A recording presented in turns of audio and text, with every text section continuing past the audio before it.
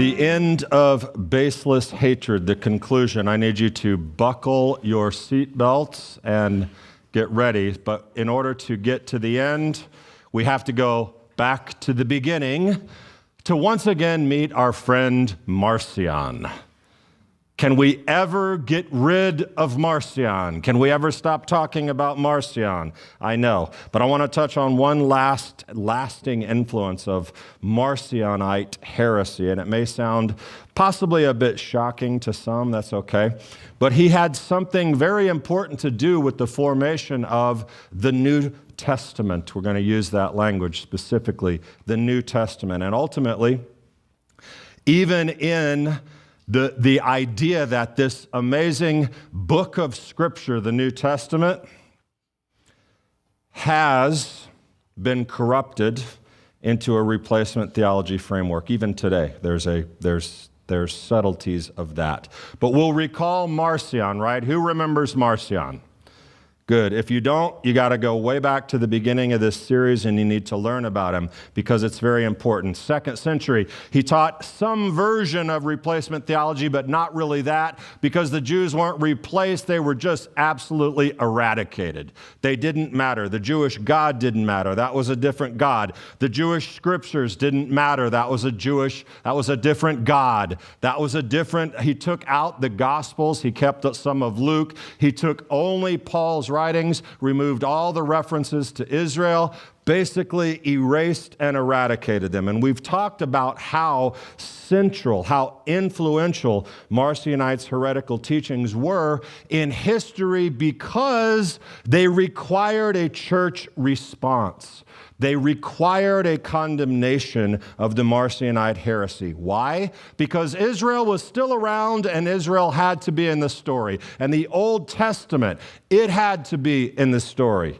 And the Gospels and the letters circulating, they needed to be included in telling this story about the Jews, the Old Testament, and ultimately the church. But in the church's necessity to counteract Marcion's teaching, the church had to clarify its own canon.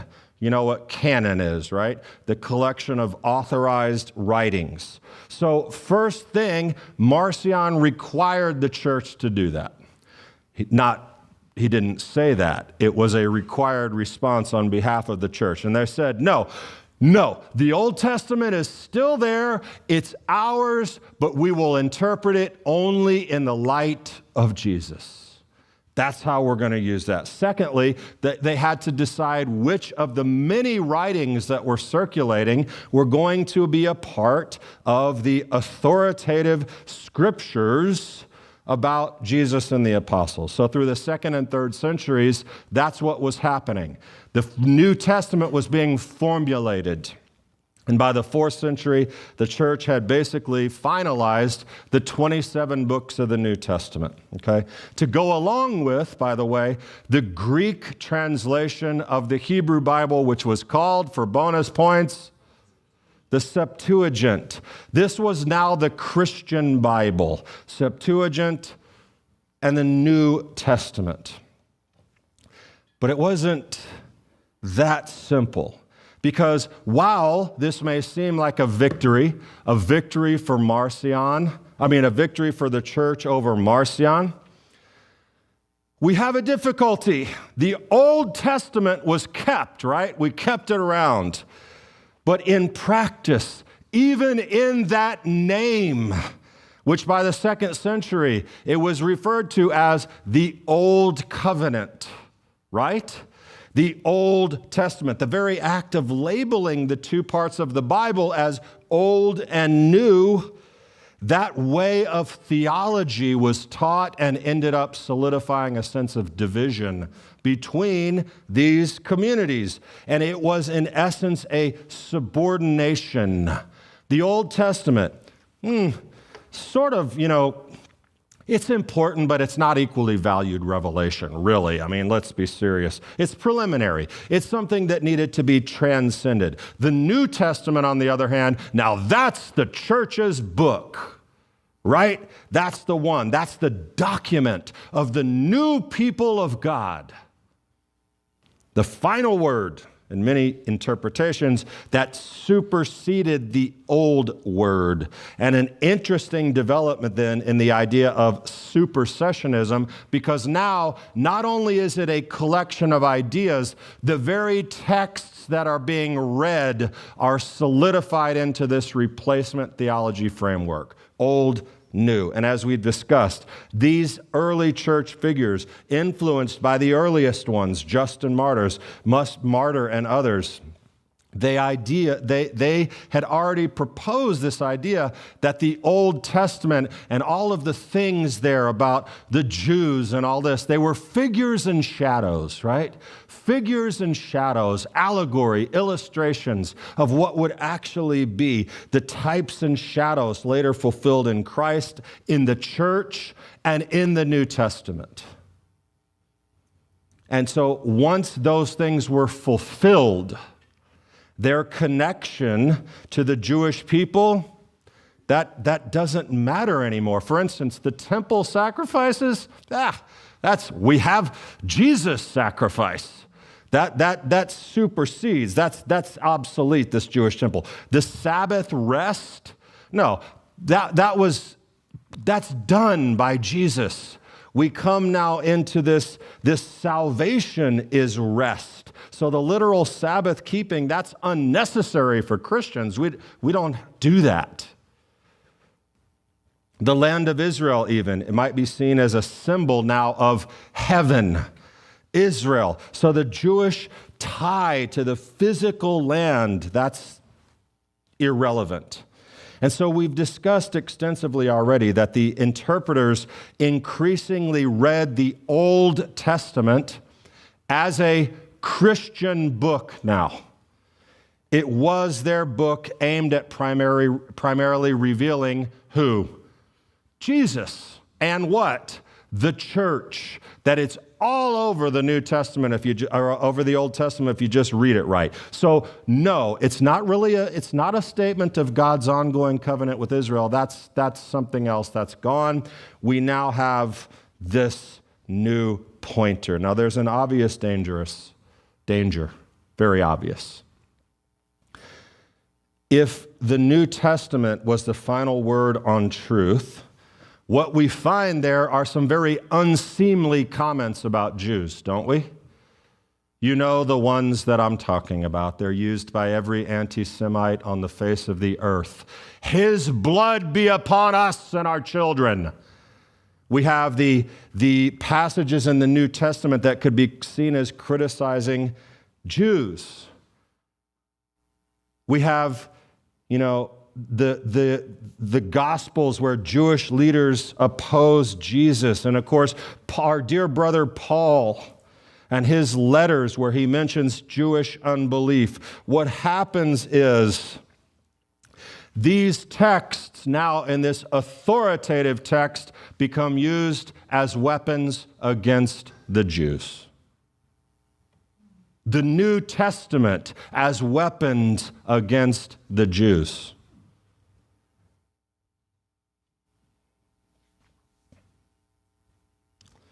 And we've talked about what was actually going on, that it was Jews arguing with Jews and intra-family dispute and all that other kind of stuff. But these were heavily emphasized now, these texts, to characterize Jews as Christ rejectors and ultimately as Christ killers.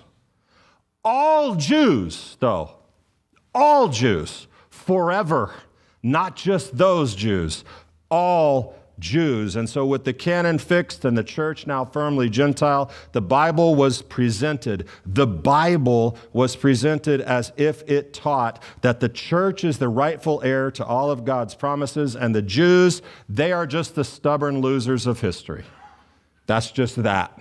And in a tragic way, that New Testament interpretation, seeing the Old Testament as foil, you know what a foil is? It's the ultimate other. We're not that. An outdated book, it only has value insofar as it points to the New Testament, and even the adjectives, even the modifiers, old and new. They suggest that Old is inferior. New is superior. And here's the point. If the old book and the stories it tells are inferior, then clearly the people in the book are also inferior.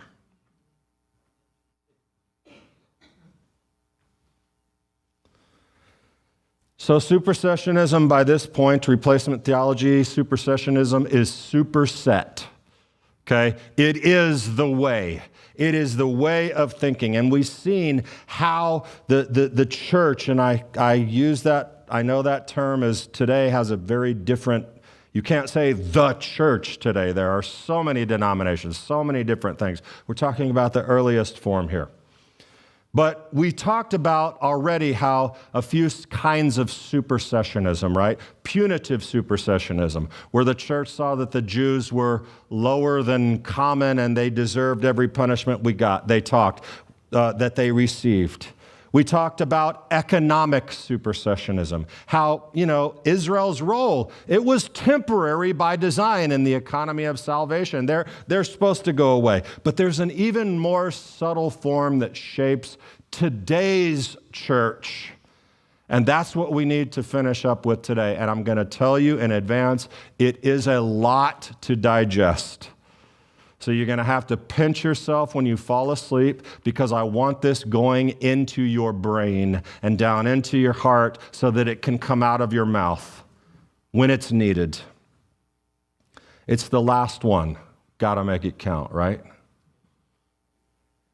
Scholars call this last kind of supersessionism structural supersessionism. You are currently in seminary class. Just think of it that way.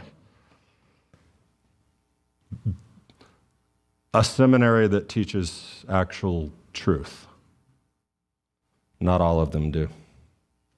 But this structural supersessionism, this is it, man. Punitive supersessionism, this punishment thing, it's so easy to identify. It's not consistent with the words of Jesus. It's not consistent, and I firmly believe that most Christians would want nothing to do with that, to distance themselves from the idea and the horrors of anti-Semitism and all that. But here's the crucial point. Just because you renounce that part of replacement theology, it does not mean that we've rooted out the other forms. They are deeper. They are more subtle. The theology of displacement, we can call this. I am thankful to many scholars, above all, 𝐼𝐿𝐴, who wrote The God of Israel and Christian Theology. I can't remember. I think that's the title. Anyway, they're the ones who have done this work. They're Christians, Gentiles. And they describe these forms of replacement theology that are really, they're not about hatred. That's not it. That's not what replacement theology has to be. And we've already introduced this economic thing. If you don't know what I'm talking about, go back and listen to it. The quick summary, of course, is that this was all planned. God's economy changed, and so, it was always his plan. Once Christ came, once the church was established, that prior economy expired. Jews, put it this way, economic supersessionism says the Jews were the prepare the way people. Now they're the get out of the way people. Someone recently told me at their church that growing up, the pastor told them, okay, listen, here's the simple thing. When you see Israel in your Bible, replace it with the church. Has anyone ever been taught that? Only spiritual Israel matters. Only the church matters. It's an obvious form of replacement theology. But I want you to meet this structural supersessionism, okay? It means, here you might be able to determine that this has something to do with the structure of how the entire Bible is read. And this is it.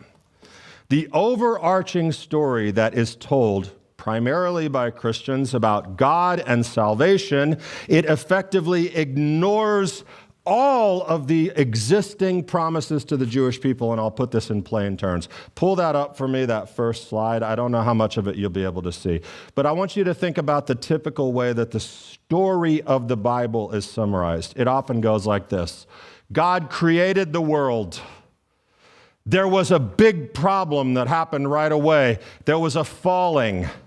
And then later, there was an incarnation where Jesus came and he saved those who would be saved. And then the fourth part is he's coming back and we're all going to go to heaven. It is creation, fall, incarnation, consummation. That is the narrative. Now that probably sounds familiar and true, right?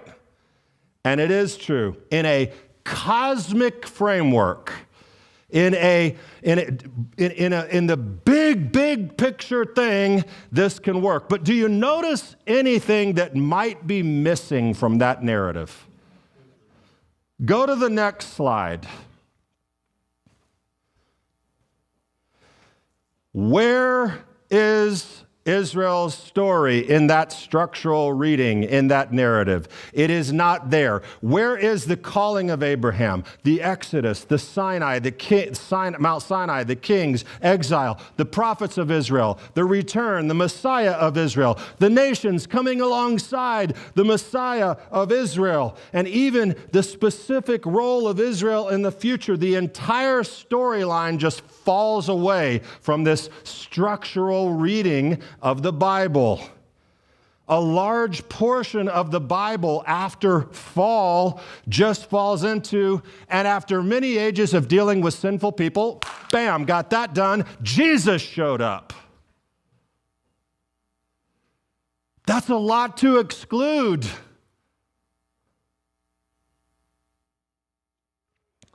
God sent Jesus, and so we're going home one day. The entire narrative from Genesis 12 to Malachi, it's not part of the story. There is a big cosmic story. There is. It has to do with salvation and redemption and creation and all those things. But listen, if your story, if the way you frames it disregards or ignores a very real and relevant people who lived on earth and were part of the story and their journeys, both good and bad, and the ongoing validity of the Torah, which is God's instruction, if it's cast aside as something that, oh yeah, somewhere in the midst of that, God said a bunch of things that we could never do, so we don't have to pay attention to any of that.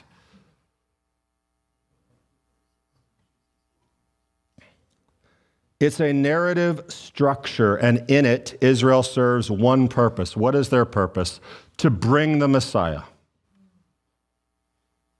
Once that's done, Israel no longer figures into the plots. The story just zooms out onto the universal scale. It's all humanity and all future hope. It's just in a big picture of universal terms. There's no role for the Jewish people. Now think of it this way. Imagine you're watching a play, and in the scenery, the detailed backdrop, there's this village, a Jewish village. It's got a synagogue and shops and marketplaces and study halls and all these things. And you see all these people going about their daily lives and they're interacting and they're talking. But as the main story is unfolding on the stage, the actors never interact at all with the backdrop. They have no connection. They just perform their own story in front of it. And it's a different story. It's not even related to the story that's happening behind. And so what does the audience do? The audience completely disregards the entire backdrop of the story. This is what Kendall Solon noticed about how many Christians, keep in mind, he is a Christian theologian. How many Christians tell the Bible story? God creates, humans fall, Jesus saves, heaven awaits. God's covenant people, their journey of faith, that role, it's just the backdrop, and no one even interacts with it. It's just scenery. It's scenery for Jesus to arrive on a stage. And guess what? That different story, It's a very different story. And you know what the story is about? Me. Me, me, me, me. Individual salvation. Jesus came to save me. Me. I'm going to heaven. Individual. Me. That's not the story of the Bible.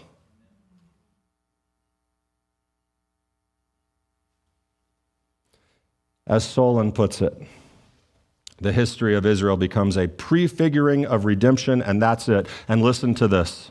This encapsulates 10 minutes of what I just said.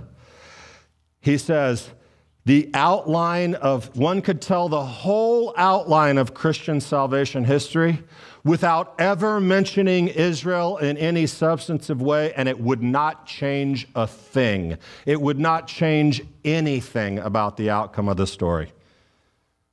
There's another slide. This idea, this structural supersessionism, Israel has been subsumed, absorbed, erased into the amorphous one new man, the most misunderstood concept maybe in all of the Bible. One new man that has no distinction.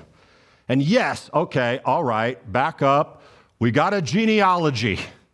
There's a genealogy of presenting Jesus. It has something to do with Abraham, and David's in there. But beyond that, not needed.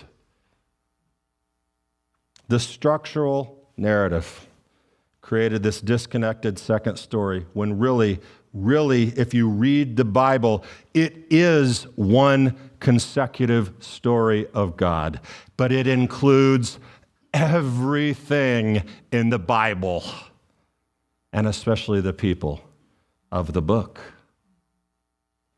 Why does this matter? This is part 2. Because many sincere Christians fall into this structural supersessionism without even realizing it. And here's what I mean.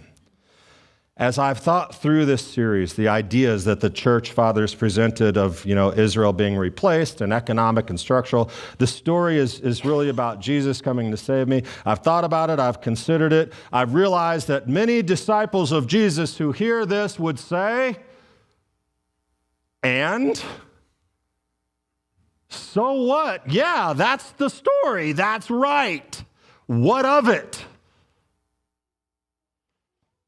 That is to say, the inherited theology, it just sounds right. You know why? Because that's what you've been taught since Sunday school. The Old Testament is old. It's essentially replaced by Jesus' new revelation. Christianity is about a personal relationship with Jesus and going to heaven. It's not about nations. It's not about national salvation. It's not about a kingdom to come to earth. It's certainly not about a temple or a land or anything earthly. And none of that may come with hatred toward Jews as people, but it carries the assumption that Judaism and Israel's continuity are spiritually irrelevant, or a regression, actually. What worse thing can you do than to consider putting yourself under the law? Irrelevant. And this is why we say that even if someone rejects punitive supersessionism, the way that they read the Bible and its overarching story can still absolutely be captive to this idea of structural supersession. When I use the term baked in, when I say replacement theology is baked into Christian theology, this is what I mean. Someone asks me sometimes, what does that mean? This displacement theology, it's hidden in there. And the problem is, as you study, as you truly read, this is why so many of you are here. This is why people listen to this stuff online. Because as you truly read, you find that none of that is true in the scriptures. God's promises to Israel are repeatedly affirmed. Paul passionately rejects it in Romans 11. He says, the promises are what? irrevocable. He foresees it a mysterious inclusion later when all Jews will be saved. There's all kinds of interpretations of that. The story Paul tells in Romans with this slide, this is the Bible story. Paul is a masterful capturer of the narrative of the Bible. You have the story of humanity in 1 through 8. You have this central component of Israel in Romans 9 through 11, and then we see at the end that it actually can be all of us together. This is New Testament theology. And what's in the center of that, whatever that is? Israel and the nations, not the nations alone. This is preaching to the choir, I know, but it's part of a series, and it's got to be in here. I know you're learning some things you didn't know, but this you know. Many, many Christians just gloss over all of it. They affirm love for the Jewish people. They reject the idea that God hates them. They support the existence of Israel as a modern state. They recognize the evil of anti-Semitism. They perhaps even repented of past Christian anti-Semitism. And yet when it comes to their actual theology, how they understand salvation and the future, what they think happened, and what happened to Israel before Jesus, it produced Jesus. That's it.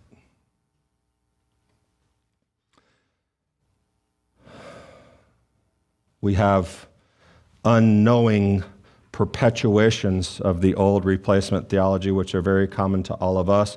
The law was bad, grace is good. The letter's associated with the Jews. It kills. The Spirit is associated with the church. It gives life. The old covenant was fleshly. The new covenant is spiritual. Christianity versus Judaism, and Christianity won, of course.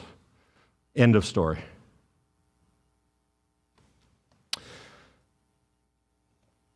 That's not what the Bible teaches. Nowhere does the Bible teach that God annulled covenants. He says the opposite over and over and over and over again.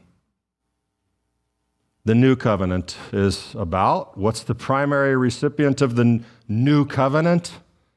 Israel.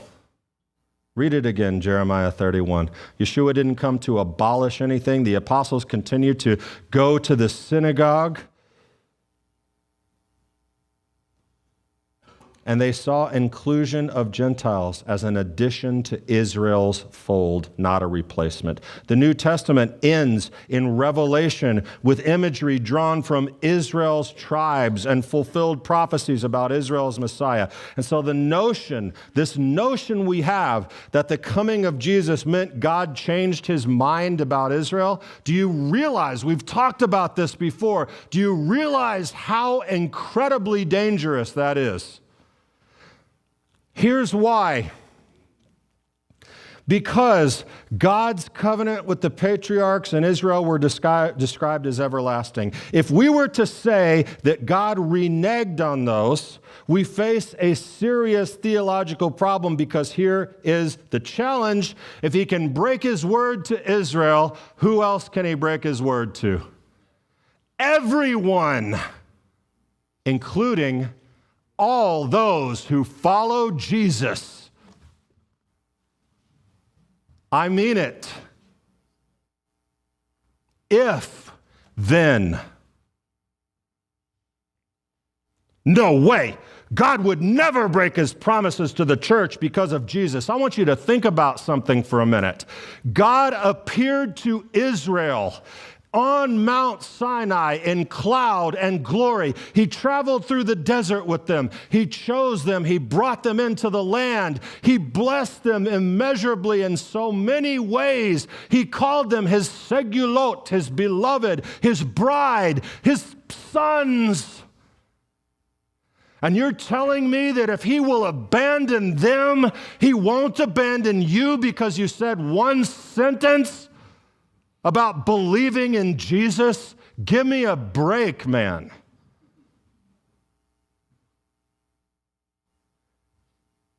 The point is not that God's going to turn his back on you. The point is that he didn't turn his back on Israel. That's the point. I'm not trying to scare you about losing your salvation.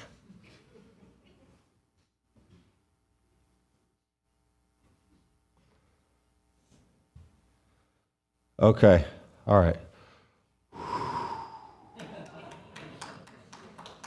I just want you to do this. I just want you to re-examine the frame. To all of my Christian friends, brothers and sisters, who perhaps have unconsciously accepted a structural supersessionist narrative, I just want you to re-examine the frame. That the Bible doesn't support that idea anywhere, that the Jews are irrelevant, and most importantly, does not say also that the Jews must abandon their old dead ways and become Christians. Hear me loud and clear on that. It's the opposite. Okay, let me get where we're going. It's the opposite of that story. Israel's story is integrated fully into, it's woven into God's plan of redemption from beginning to the end. For Jews, next slide, and Gentiles. And I want you to understand, I know how small that is, but this is the structure. This is the structure that is missed in structural supersessionism. This all has to be in those four little pretty arrows about creation, fall, incarnation, consummation. This has to be in there. And you see what's toward the end. The nations are grafted in, Romans 11, into the tree of the people of God, and we become one. And so it's not a Christian story or a Jewish story. It's our story. Ours. And there's a kingdom where Jews and Gentiles reign under the Messiah of Israel. And ultimately then there's an olam haba, a world to come, where we return to the beginning, to creation, to Gan Eden, to the perfect and beautiful world that God intended. Okay, fine. Here is the end.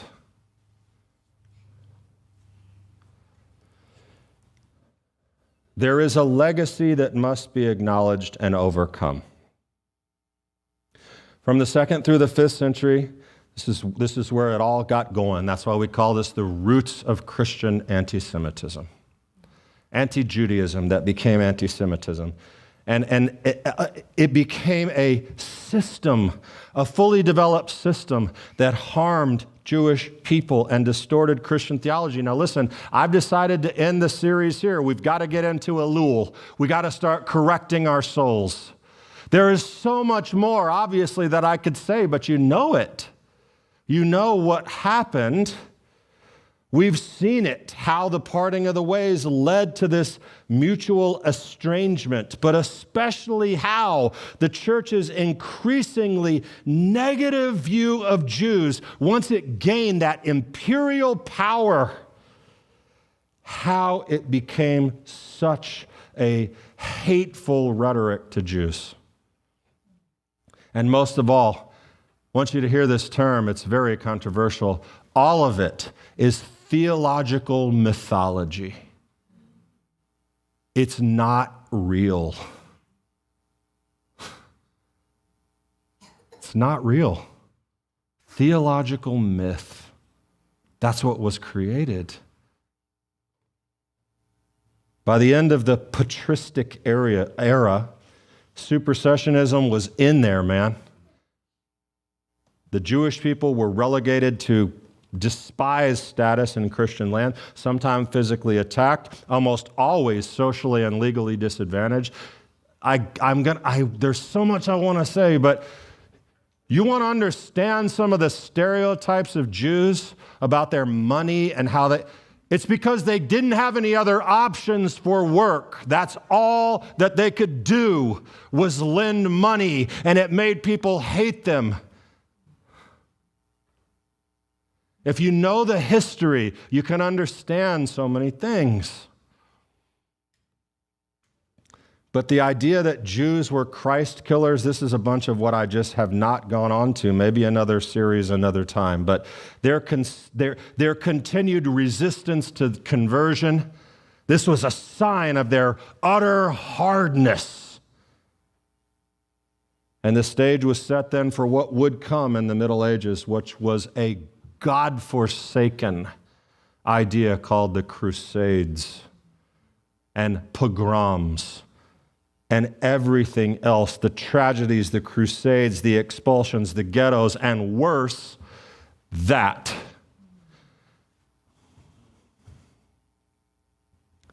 It is an emotional image. And anyone can say, well, there he goes again. There they go again. It's always going to the Holocaust. Always got to do that thing.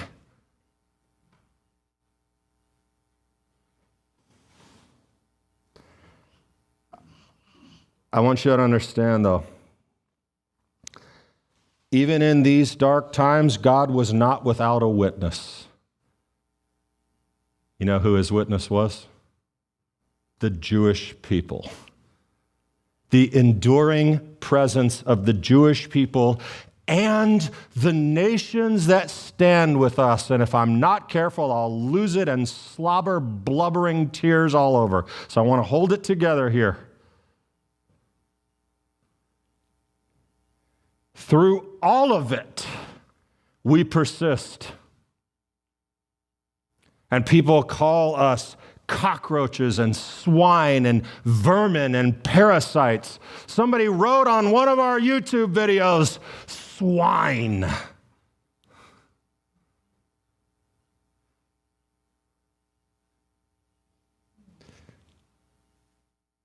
We sing it every week. 𝐻𝐸 The people of Israel live. Not because of us. It's because of what God said. It's because of God. It's no special claim about being Jewish. It's because of God and what he said and the promises he made, because he's trustworthy and he will not turn his back or abandon his people. And that faithfulness, it's his faithfulness that makes the entire world able to hold fast to a story that includes us all. As I was writing this concluding section, Darren sent me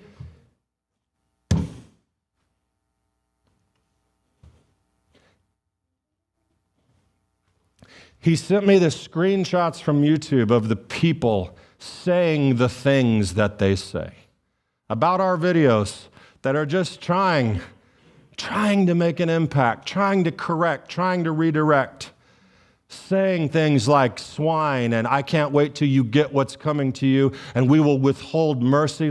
We will show you no mercy like you have shown us none. I don't even know what that means. When have Jews ever? Well, it's because you run banking and Hollywood and every other thing. I want to tell you, last night at my Shabbat table, my son and my daughter-in-law and my 2 little grandkids are there, and now I can't do it. Forget it. You know what our Shabbat conversation was like after we got into the meal? You know what we talked about? My son, who's a law enforcement officer, saying, Dad, you really need to carry your gun at the synagogue.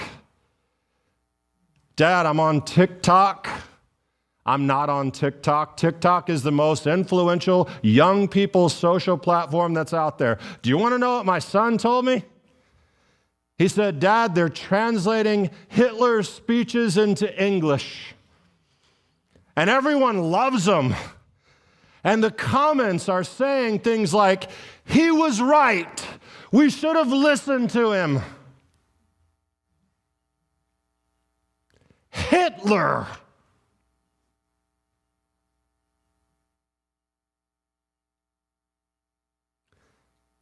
Can you even believe it?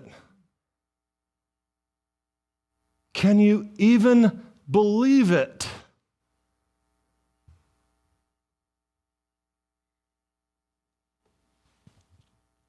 Photos of the concentration camps and how everything was staged by the Jews.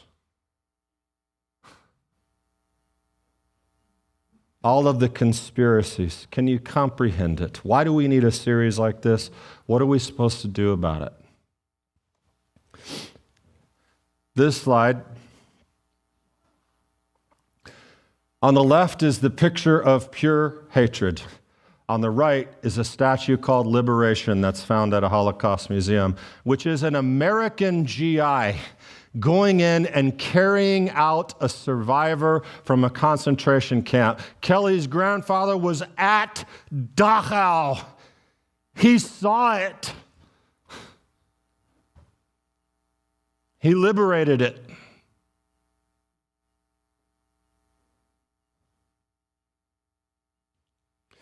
Why do we have this? Why do I have an emotional image? Why do I have this? Because we need it. It's important. Hatred on the left. The nations coming to the aid of the Jews on the right. We don't like it. We don't want to have to admit it. We want to be proud. But that happened.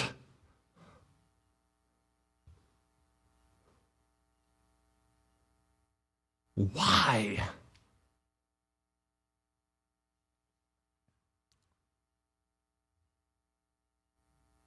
Because of this.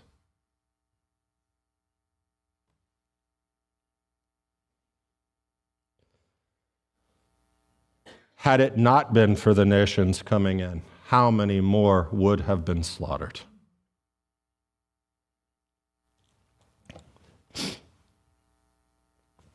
So listen, here's why.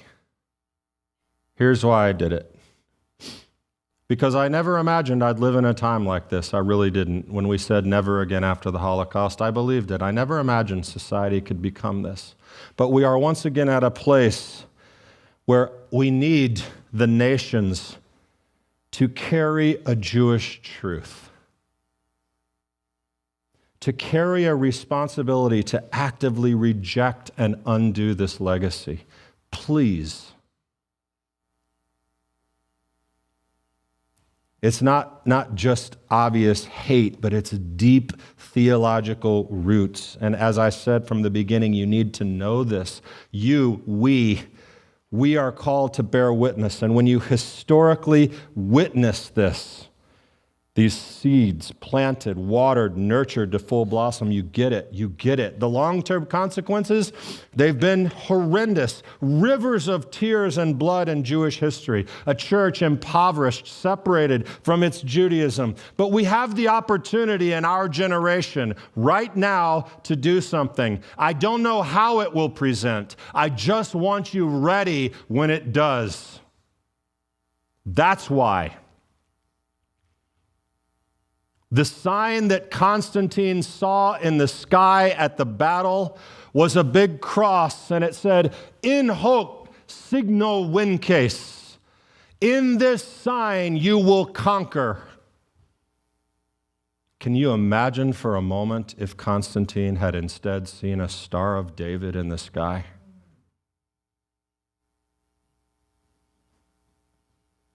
How would history have changed? That's not what happened. I'm not suggesting that the church never should have been. I'm just saying it could have been different. It could have been different. But it's a way to imagine a world where the Christian empire might have honored the Jewish people instead of hating them. Where perhaps even Easter and Passover were still linked, where Gentile Christians continued to celebrate the Sabbath alongside their Jewish neighbors, where Old and New Testaments were read as the one story without disparagement. Imagine a different history, a church and Jewish history. How might it have been different? But listen, I want to close with this last thing, I promise you. We are not the guardians of all truth. I do not suggest that.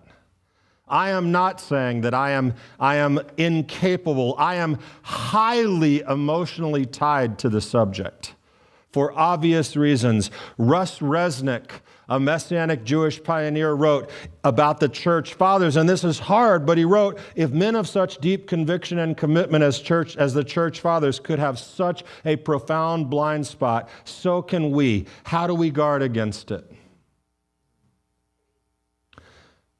Ron Cantor, writing in the 𝐻𝐻 Journal, we must continue to do theology with humility, and while we deal honestly with the mistakes of the church fathers, we can appreciate their contributions in other areas. I'm fine with it.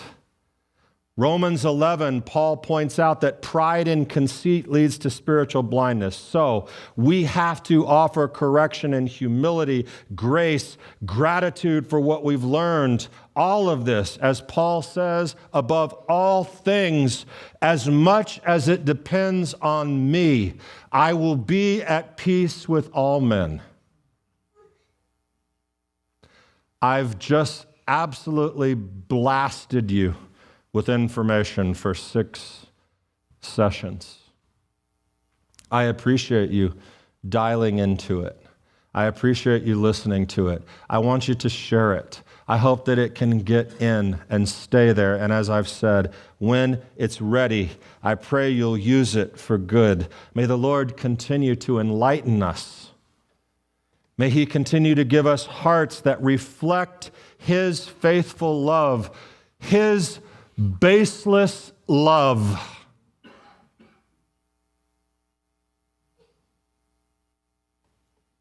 The kind of love that never replaces or forsakes. It makes a way to include new guests at the table, that we might all share together in the goodness of our God, the God of Israel. Shabbat Shalom. I'm Darren with Shalom Macon. If you enjoyed this teaching, I want to ask you to take the next step. Start by making sure you're subscribed to our channel. Next, make sure you hit the like button on this video so that others know it's worth their time to watch. Last, head over to our website to learn more about Shalom Macon, explore other teachings and events, and if you're so inclined, contribute to the work that we're doing to further the kingdom. Thanks for watching and connecting with Shalom Macon.